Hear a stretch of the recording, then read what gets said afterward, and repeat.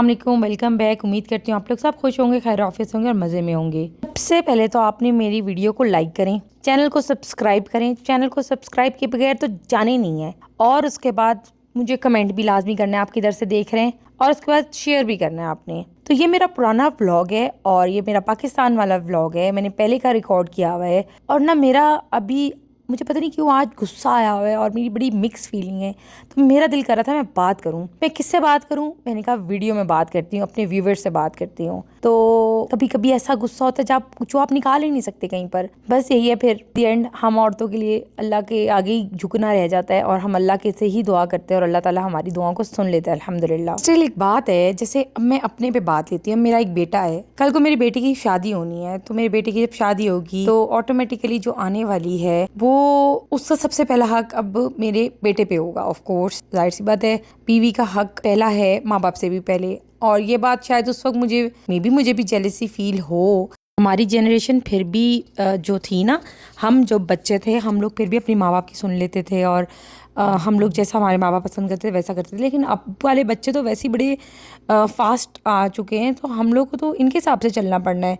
वो है ना क़यामत की निशानी में, जैसे औलाद जो है वो माँ बाप बन जाएगी और जो माँ बाप हैं वो औलाद बन जाएंगे, तो वही हो रहा है। तो ये है कि हम लोग भी अपने आप को चेंज कर चुके हैं। अब हम लोग उस तरह से रिस्ट्रिक्शंस नहीं लगा सकते बच्चों पे, और ना लगानी चाहिए। बच्चों को हर चीज़ करने की इजाज़त देनी चाहिए।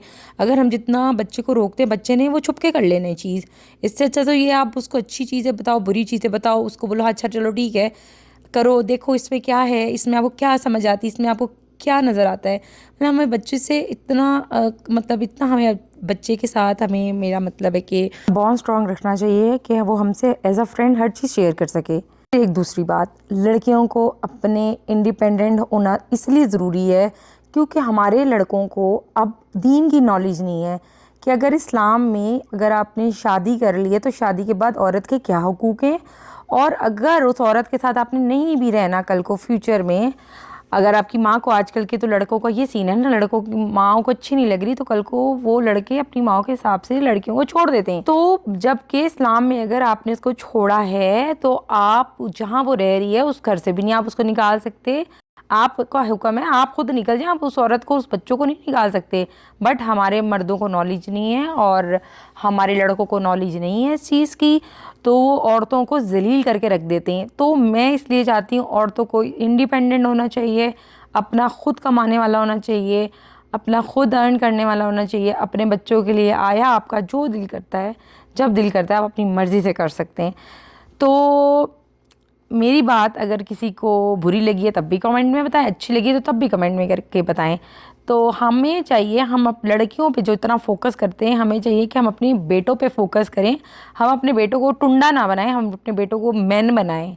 मैन मीन्स मैन, जो उसको पता हो कि मेरी बीवी का हक क्या है और मेरी माँ का हक क्या है, दोनों को नहीं मिक्स करे बीच में। लड़कियों को इंडिपेंडेंट होना चाहिए, मेरा तो मानना ये है।